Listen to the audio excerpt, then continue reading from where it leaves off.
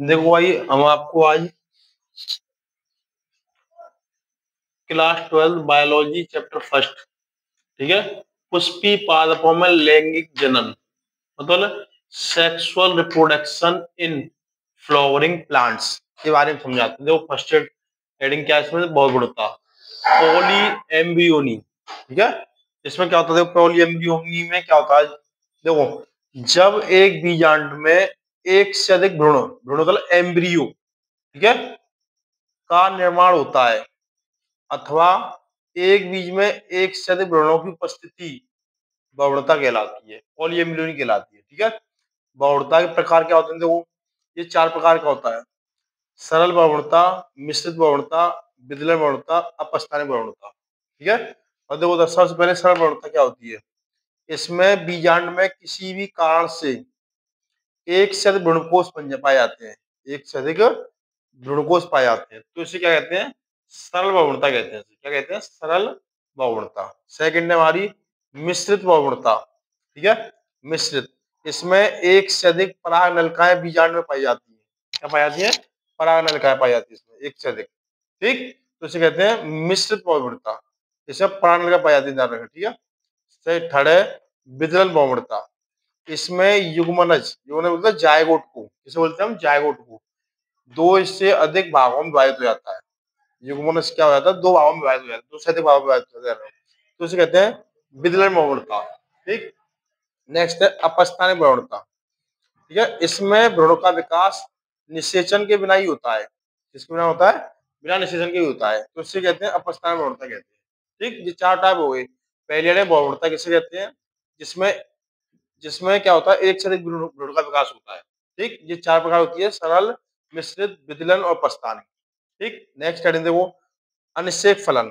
अनिषेक फलन किसे कहते हैं, देखो कुछ पादपों में बिना निषेचन के ही फल का निर्माण हो जाता है। क्या होता है उसमें, बिना निषेचन के ही फल का निर्माण हो जाता है, तो ऐसे फल क्या कहलाते हैं, अनिषेक फलन कहलाते हैं। जैसे केला, अंगूर आदि, इनमें क्या होता है, बिना निषेचन के ही फल का निर्माण हो जाता है, ऐसे फल है, ठीक।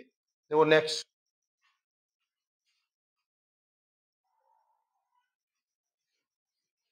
देखो नेक्स्ट हेडिंग है निषेचन, फर्टिलाइजेशन या फर्टिलाइजर, ठीक है। नर तथा मादा युग्मकों के, युग्मक मतलब गैमेट्स को ध्यान रखना, ठीक है, मेल एंड फीमेल गैमेट्स, नर तथा मादा युग्मकों के संयोजन की क्रिया निषेचन कहलाती है, ठीक है। इसमें क्या होंगे, नर और मादा गैमेट्स होंगे, दोनों के फ्यूजन, बोलते हैं फ्यूजन से जो क्रिया होती है उसे कहते हैं निषेचन कहते हैं। इसकी खोज सर्वप्रथम स्टॉस बर्गर, ठीक है, स्टॉस बर्गर ने 1884 में की थी, ठीक है, ध्यान रखना। निषेचन के प्रकार, निषेचन दो प्रकार होता है, संयुग्मन और द्वि निषेचन, ध्यान रखना, ठीक है। संयुग्मन क्या होता है, देखो जब दो नर युग्मकों में से एक नर युग्मक किसी मादा युग्मक के साथ संयोजन करता है, तो उसे कहते हैं संयुग्मन क्रिया। क्या होता है, देखो इसमें जब दो नर युग्मकों में से एक नर युग्मक, दोनों युग्मक हैं, इनमें से एक नर युग्मक किसी मादा युग्मक के साथ संयोजन करता है, तो उसे संयुग्मन कहते हैं, ठीक है। सेकंड है द्वि निषेचन, डबल फर्टिलाइजेशन या दोहरा निषेचन, ठीक है। मोस्ट इंपोर्टेंट है, ध्यान रखना जी, ठीक। द्वि निषेचन क्या होते हैं, वो इस क्रिया में दो नर युग्मक भाग लेते हैं, जिनमें से इस क्रिया में निषेचन दो बार होता है, ध्यान रखना। इस क्रिया में दो नर युग्मक भाग लेते हैं, ठीक है, और इस क्रिया में क्या होता है, निषेचन दो बार होगा। इस क्रिया में एक नर युग्मक मादा के अंडकोश का के साथ संयुक्त होने से दोगुणित 2n युग्मन बनता है, ठीक है। इस ठीक है, ध्यान रखना, यदि इस क्रिया में तीन युग्मक भाग लेंगे या दो ले रहे हैं तो युग्मन दोगुणित होगा, तीन भाग लेंगे तो इसे कहते हैं त्रिसमीकरण या त्रिसल्यन कहते हैं। जो जैसे सत्र निषेचन, दोहरा निषेचन का सत्र निषेचन में होता है, प्रथम नर युग्मक, एक नर युग्मक है अंडकोश का मिलेगा, तो यहाँ युग्मन बनेगा 2n, इसे कहते हैं दोगुणित। क्या कहते हैं इसे, दोगुणित। ये दोहरा निषेचन, ध्यान रखना, डबल फर्टिलाइजेशन या दोहरा निषेचन के नाम से आती है, ठीक है। देखो नेक्स्ट हेडिंग क्या है,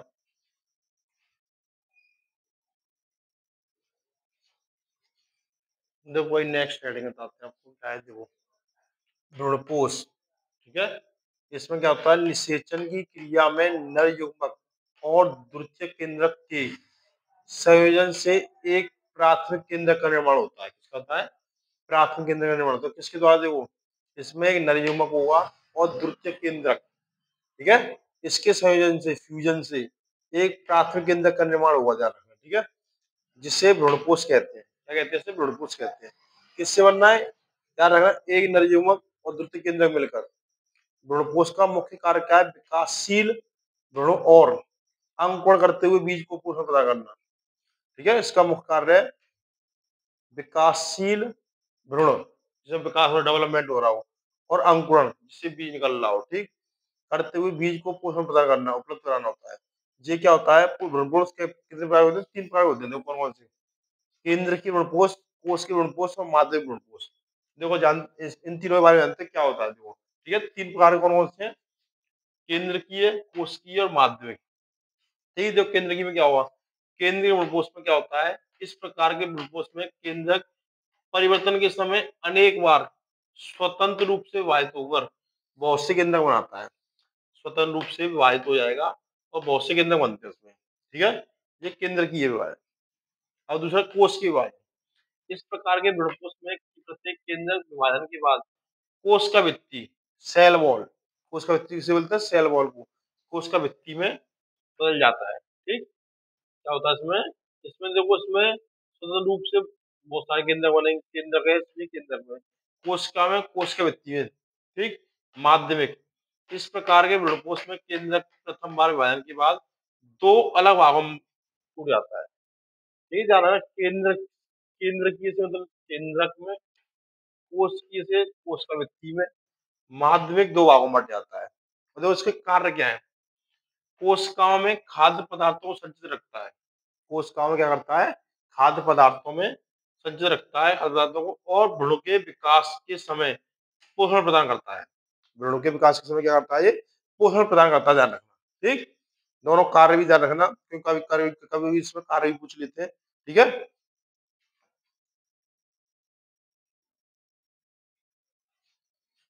देखो नेक्स्ट हेडिंग क्या है? नेक्स्ट है लघु बीजाणु जनन और उग्र बीजाणु जनन में अंतर, ध्यान रखना, ठीक है। देखो क्या हुआ, लघु बीजाणु जनन, उग्र बीजाणु क्या होते हैं? ये क्या होता है? देखो उधर, ये पुंकेसर के परागपुष्प से विकसित होते हैं। पुंकेसर मतलब एंड्रोसियम, ठीक है, क्योंकि पुष्प में 4 भाग होते हैं, बाह्यदल पुंज, दल पुंज और पुंकेसर और जायांग। तो ये पुंकेसर होता है पौधे का नर भाग, ठीक है, ये पुंकेसर के परागकोश से संबंधित विकसित होते हैं, और ये अंडक के अंडाशय में विकसित होते हैं। अंडक मतलब कार्पल, जो मादा का जननांग होता है, उसमें अंडक और अंडाशय पाया जाता है, ठीक है। ये पौधे के नर भाग होते हैं। लघु बीजाणु होते हैं पौधे के नर भाग, यानी लघु होता है नर, और गुरु बीजाणु जनन होते हैं पौधे के मादा भाग में होते हैं। लघु नर में और गुरु मादा में जाता है, ठीक है। नेक्स्ट है तीसरा पॉइंट है, अनेक लघु बीजाणु मात्र कोशिका से अर्धसूत्री विभाजन द्वारा असंख्य लघु बीजाणु बनते हैं। असंख्य मतलब अनगिनत, कोई गिनती नहीं है, असंख्य लघु बीजाणु बनते हैं। इसमें क्या होता है? एक मात्र लघु बीजाणु मात्र कोशिका से असूत्री विभाजन द्वारा 4 अगुणित गुरु बीजाणु बनते हैं, केवल 4। इसमें ध्यान रखना, असंख्य लघु बीजाणु कितने बनते हैं? असंख्य। और गुरु बीजाणु बनते हैं अगुणित, कितने बनते हैं? 4 अगुणित, 4 अगुणित बीजाणु बनते हैं, गुरु बीजाणु बनते हैं, ठीक है। देखो ना,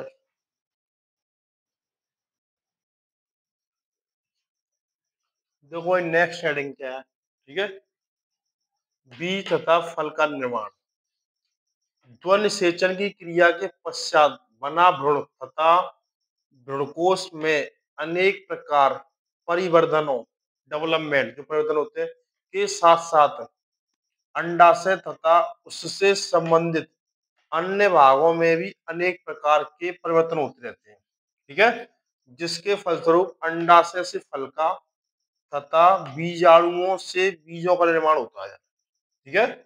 देखो यहाँ पर क्या होता है? अंडाशय से फल का तथा बीजाणुओं से बीजों का निर्माण होता है। देखो हम इसको एक डायग्राम द्वारा समझाते हैं। देखो एक प्रोसेस ध्वनि सेचन, इसमें भ्रूण और भ्रूणकोश, ध्यान रखना, भ्रूणकोश में, भ्रूण में अंडाशय, जिससे फल का निर्माण होगा, ठीक। भ्रूणकोश में अन्य भाग, जैसे बीजांड कह रहे हो, क्या होता है? बीजांड, इससे बीज का निर्माण होगा, ठीक है। देखो एक और बात, ध्वनि सेचन, डबल फर्टिलाइजेशन, इसमें भ्रूण और भ्रूणकोश होते हैं, भ्रूण में अंडाशय होता है जिससे फल का निर्माण होगा, और भ्रूणपोष में होगा अन्य भाग जैसे बीजांड। बीजांड को लेते हैं, उसमें बीज का निर्माण होगा। ठीक है, तो जी हेडिंग आ रहा है ना, बीज तथा फल का निर्माण। बीज का निर्माण कैसे हुआ, फल का निर्माण कैसे हुआ। ठीक, भ्रूण से फल बन गया, भ्रूणपोष से बीज बन गया। ठीक है, ये कौन सी है, ये बीज सभी।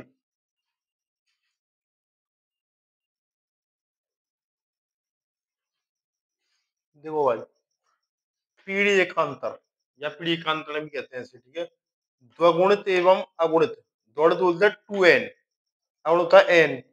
बीज वाले पौधे के जीवन चक्र, लाइफ साइकिल, एक के बाद एक चलते रहते हैं, तो इसे पीढ़ी एकांतर कहते हैं। ठीक है, कभी दोगुणित कभी अगुणित, ये बीज वाले पौधे चक्र चलते रहते हैं, जीवन चक्र, लाइफ साइकिल चलती रहती है। ठीक है, अब देखो क्या कहते हैं इसे, आवृत बीजी पादप दोगुणित होते हैं।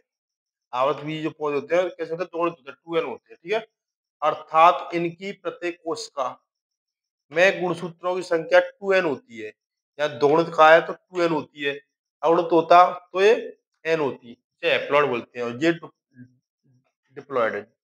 इस अगुणित अवस्था पीढ़ी में गुणसूत्रों को कहा जाता है। ठीक है, किसे कहा जाता है, गुणसूत्रों को। तथा अगुणित पीढ़ी में गुणसूत्रों की संख्या केवल n होती है, हैप्लॉइड। क्या, ठीक है, दोगुणित में 2n होती है, अगुणित में क्या होती है, n होती है, जिसको युग्मकोविद कहते हैं। क्या बोलते हैं इसको, युग्मकोविद कहते हैं। ठीक, और देखो इसी टाइप से इसमें क्वेश्चन आता है, एक सेब को आवासीय फल क्यों कहते हैं, और कौन सा भाग पुष्प की रचना करता है। ये क्वेश्चन कई बार आया जा रहा है। ठीक है, तो पुष्प के अंडाशय से विकसित होने वाले फल को सत्फल कहते हैं। क्या, पुष्प के अंडाशय से, इससे पुष्प के अंडाशय से विकसित होने वाले फल को सत्फल कहते हैं। ठीक है, सेब को आवासीय फल इसलिए कहा जाता है क्योंकि इसमें खाने योग्य भाग मांसल होता है। कौन सा होता है, मांसल होता है। ठीक, उस फल में पुष्प का कुछ अतिरिक्त भाग इसके निर्माण में भाग लेता है। जैसे पूछता कौन सा भाग, तो उस फल में पुष्प का कुछ अतिरिक्त भाग, ये देखो ये इसके अंदर कुछ अतिरिक्त भाग इसके निर्माण में भाग लेता है। ठीक है, क्वेश्चन क्या था, सेब आवासीय फल क्यों कहते हैं, क्योंकि इसका मांसल भाग खाया जाता है। कौन सा भाग खाया जाता है, मांसल भाग खाया जाता है। ठीक है,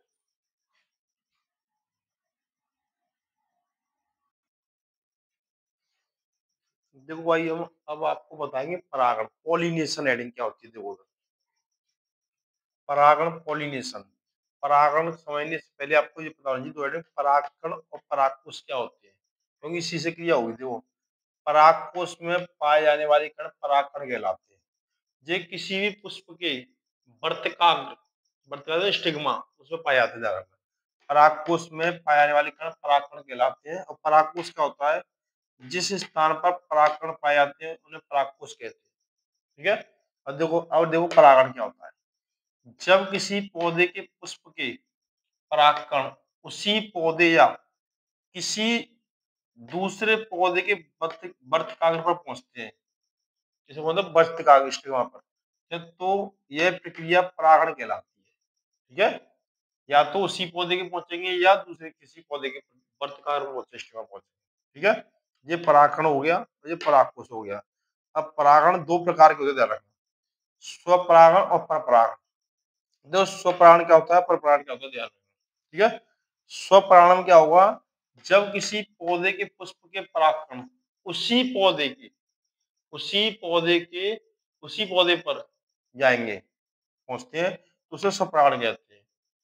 दूसरा परपरागण, जब किसी पौधे के पुष्प के परागकण किसी अन्य पौधे के अन्य पौधे पर जाएंगे। ठीक है, किसी अन्य पौधे के पुष्प पर जाएंगे, तो वह क्रिया क्या कहलाएगी, परपरागण कहलाएगी। ध्यान रखना, उसी मतलब स्वयं उसी पौधे के पुष्प पे जाएगी, उसी पौधे के पुष्प पर जाएंगे तो स्वपरागण कहलाएगा।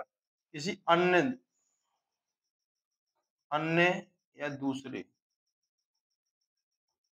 दूसरे पौधे के पुष्प पर जाएंगे, तो उसे क्या कहेंगे, परपरागण कहेंगे। ध्यान रखना, ठीक है, परागण वाली हेडिंग हो गई, इसके दो प्रकार है, स्वपराग परपरागण। ठीक, इस टाइप से हेडिंग आती है।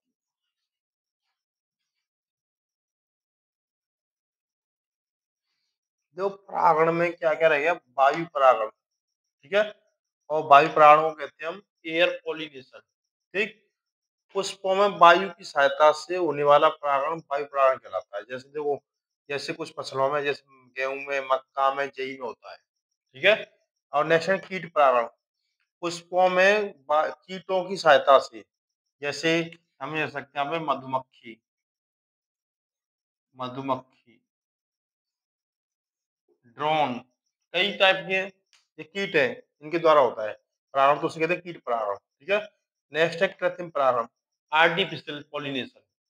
देखो, मनुष्य द्वारा कृत्रिम ढंग से किसी पुष्प के परागकणों को अपनी इच्छा अनुसार, ठीक है, अपनी इच्छा अनुसार किसी दूसरे पादप के वर्तिकाग्र, स्टिग्मा, के ऊपर पहुंचाने की प्रक्रिया को कृत्रिम परागण, आर्टिफिशियल पॉलिनेशन कहते हैं यार। ठीक है, ये पूरी प्रक्रिया को हम बैंगिंग या बोरा वस्त्रावण भी कहते हैं, कई नाम से आता है, व्यंग या बोरा वस्त्रावण के नाम से भी आता है, कृत्रिम परागण जा रहा है। इसमें क्या होता है, मनुष्य द्वारा कृत्रिम ढंग से किसी पुष्प के परागकणों को अपनी इच्छा अनुसार किसी दूसरे पादप के वर्तिकाग्र के ऊपर पहुंचाने की प्रक्रिया को कृत्रिम परागण कहते हैं। ठीक है, क्या है परागण, क्या होता है परागण में सबसे पहले परागकण पता होना चाहिए, परागकण क्या होते हैं, फिर परागकोश। परागकण क्या होता है ध्यान रखना, परागकोश में पाए जाने वाले,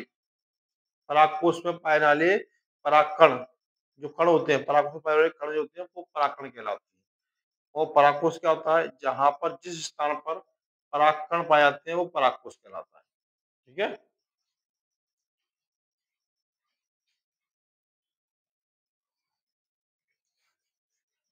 देखो भाई, पुष्प की संरचना, स्ट्रक्चर ऑफ फ्लावर क्या होता है, देखो पुष्प में सामान्य रूप से एक ग्रंथ पाया जाता है, डंठल पाया जाता है एक तरह से, जिससे पुष्प ग्रंथ मतलब पेडिकल कहते हैं, पुष्प ग्रंथ को बोलते हैं पेडिकल कहते हैं, जिसमें चार भाग होते हैं, उसमें चार भाग होते हैं, वो कौन कौन से होते हैं, बाह्यदल पुंज, दल पुंज, उमंग, जाया। ठीक, अब देखो, वो बाह्यदल पुंज को बोलते हैं कैलेक्स, पुष्प के सबसे भारी भाग को बाह्यदल पुंज कहते हैं।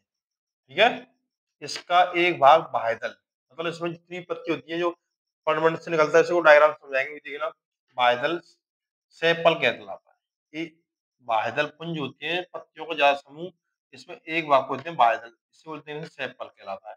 ये अधिकतर कैसे होते हैं, हरे रंग की होती है, मोस्टली किस कलर के होते हैं, ग्रीन कलर के। दलपुंज, कोरोला बोलते हैं इसे, बाह्यदल के अंदर स्थित एक दूसरा भाग दलपुंज कहलाता है, बाह्यदल के अंदर ही अंदर होगा, जिसका एक भाग क्या कहलाता है, दल, पेटल कहलाता है। ये मुख्यतः रंगीन होते हैं, कलरफुल होते हैं, ठीक है। नेक्स्ट है पुमंग, एंड्रोसियम, पुष्प का तीसरा भाग जो दल के अंदर पाया जाता है, ठीक है, उसे पुमंग कहते हैं। इसकी एक इकाई पुंकेसर, इसका एक भाग क्या कहलाता है, पुंकेसर मतलब स्टेमेन कहलाता है। ठीक है, तथा ये पुष्प का नरभाग होता है, जो पुमंग होता है तो पुष्प का कौन सा होता है, नरभाग होता है। जायांग, जिम्नोसियम, पुष्प का चौथा भाग जो पुमंग के अंदर पाया जाता है। ठीक है, ये सबसे पहला भाग कौन सा है, बाह्यदल पुंज, इसके अंदर दलपुंज, उसके अंदर पुमंग, उसके अंदर जायांग पाए जाते हैं। ठीक है, ऐसे भाग को स्त्री के स्तर कहते हैं, मादा भाग है ध्यान रखना। इसमें को कार्पल कहते हैं, स्त्री के स्तर बोलते हैं कार्पल। इसमें तीन भाग होते हैं, देखो ओवरी, अंडाशय, स्टाइल, वर्तिका, स्टिग्मा, वर्तिका। ठीक है, इसको डायग्राम द्वारा समझाएंगे, तो ध्यान रखना, उस खाली पुष्प संरचना चार भाग, चार भाग होते हैं, बाह्यदल पुंज जिसको कैलेक्स बोलते हैं, दलपुंज कोरोला बोलते हैं, पुमंग एंडोसियम बोलते हैं, जायांग बोलते हैं, जिम्नोसियम। ठीक है, इसके द्वारा पुष्प की संरचना बनती है। ठीक, देखो उधर,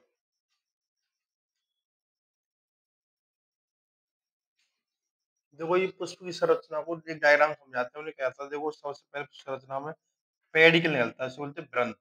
उसके बाद यहाँ पर ये सेपल्स भाग होते हैं कैलेक्स के,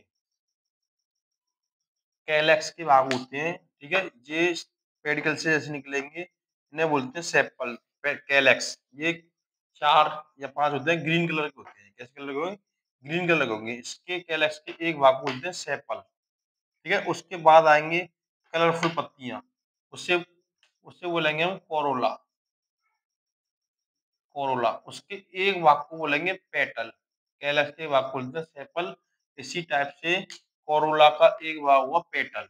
उसके अंदर पाए जाएंगे हमारे एंडोसियम, इसमें स्टेमेन होते हैं। एंथर फिलामेंट उसमें पाए जाते हैं। ये पुष्प का नर भाग होता है, मेल पार्ट्स। ठीक है, इधर देखो, ये इस टाइप से होगा, इसमें स्टिग्मा, स्टाइल और ओवरी, स्टिल कार्पल्स बोलते हैं इसे, अंडक। ये पुष्प का मादा भाग होता है। इसमें होता है स्त्री केसर। क्या होता है? स्त्री केसर। इसमें होता है पुंकेसर ना भाग। तो इसमें पुष्प में हमने चार भाग बताए थे। कौन कौन से बताए थे? देखो उधर, पहला है कैलेक्स, दूसरा कोरोला, तीसरा एंड्रोसियम, एंड्रोसियम, चौथा है जिम्नोसियम। ये चार भाग होते हैं। इसमें तीन तीन भाग बटे होते हैं। ठीक, इसमें एक ही भाग होता है, ये हमने बता दिया डायग्राम से। कैलेक्स में सेपल भाग होता है। ठीक, कोरोला में होता है पेटल। ठीक, और एंडोसियम में स्टेमेन, एंथर फिलामेंट पाए जाते हैं इसमें। और इसमें जो जिम्नोसियम होता है, पिस्टिल, कार्पल्स, उसमें तीन भाग होते हैं, स्टिग्मा, स्टाइल, ओवरी। ये बताए थे। ये पुष्प की संरचना है। ठीक है, इस टाइप संरचना बनेगी इधर पुष्प की संरचना।